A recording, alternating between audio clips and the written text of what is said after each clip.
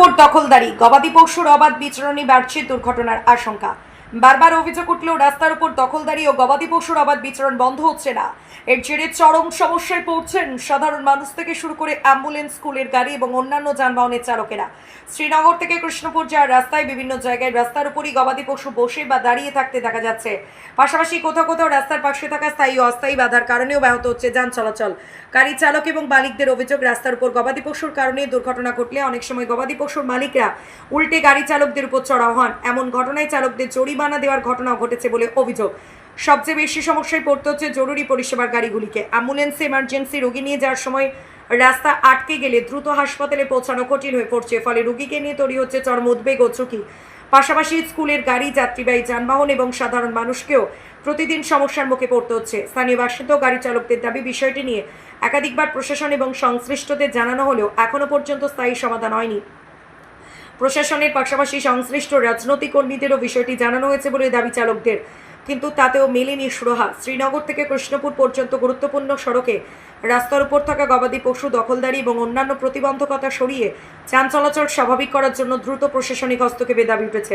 চালকদের প্রশ্ন, দুর্ঘটনা ঘটার পর ব্যবস্থা নেওয়া হবে নাকি তার আগেই রাস্তা দখলমুক্ত করে নিরাপদ যাতায়াত নিশ্চিত করতে হবে। পশ্চিম মেদিনীপুরের চন্দ্রকোনা থেকে আশাবুদ্দিন খানের report, crime press Bengal news. এই যে যাতায়াতের আপনাদের কি অসুবিধা হয়? আমাদের রাস্তায় যাতায়াতে বলতে অসুবিধা বলতে আমি নিজে একটা গাড়ি চালক। আমাদের অসুবিধা বলতে এই যে রাস্তাঘাটে সরকারি জায়গার উপরে যেভাবে গরু তারপর বেঁধে রেখেছে, কি রাস্তাঘাটে বালি গুটি যেভাবে রাখা হয়েছে, সেভাবে আমাদের গাড়ি চালাতে খুবই অসুবিধা। এবং আমাদের যে ক্ষেত্রে দেখা যাচ্ছে রাস্তাঘাটে পেরোতে গেলে একটা গাড়ি যদি চলে আসে বা একটা গাড়ি যদি পাশাপাশি পাস হবে না, এবং যদি কোনো কারণে ধরো একটা হচ্ছে গরুতে ঠুকা হয়ে গেল, কি একজন কোনো মানুষ পাস দিতে গিয়ে গরুর জন্যে পাস দিতে পারলো না, তখন সেই ক্ষেত্রে আমরা হচ্ছে একটি আবেদন যে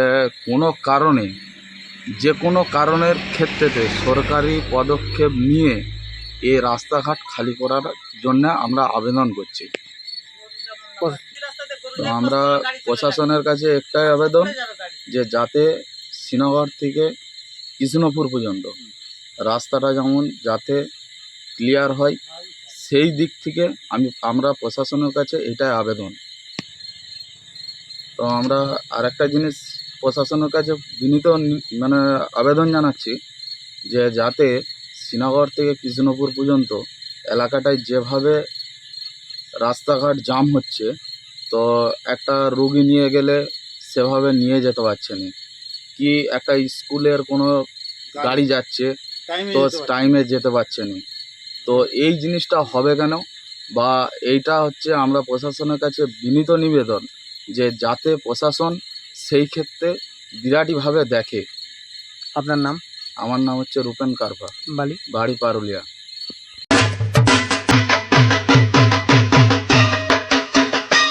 আর পুজোর আনন্দে আপনিও সাজান নতুন রূপে। আপনার এবং আপনার পুরো পরিবারের উৎসবের কেনাকাটার একমাত্র বিশ্বস্ত ঠিকানা নিউ গুই টেক্সটাইল।